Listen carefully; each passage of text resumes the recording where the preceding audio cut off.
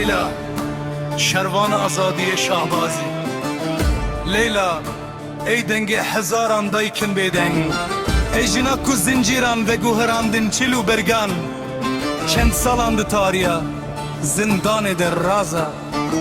Lene dile ve şikest, ne ruhe ve hilveşiya, ne jiheviya ve valabu. Destin xwe girêdan, zimanê xwe qedexe kir.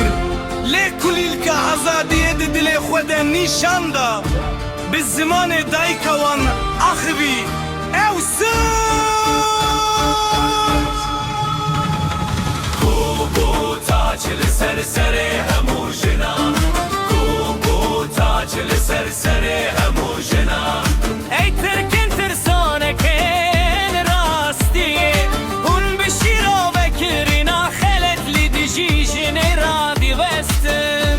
Leyla ne çiyaye, Leyla ne deryaye, Leyla iradeya kuna ku jina mire me xwafazeye.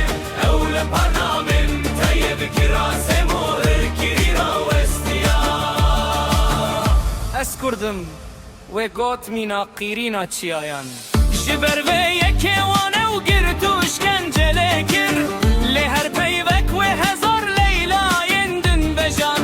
Ma hûn niha hew didin ku wî bêdeng bikin.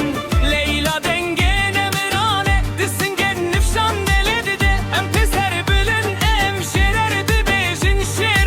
Ji ber ku wê nîşan da bi rastî jî em ê xwe dîhêz bin. Leyla ne çiyaye, Leyla ne deryaye, Leyla iradeya kuna ku jina mire me xwafazeye. Ew li parlamentoyê bikira semo irkirîna westiya.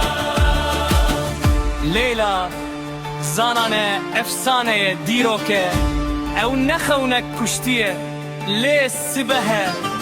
Ji bo her cineke ku zimanê wê qedexeye, Leyla rêya bixwînê hatiye çêkirine.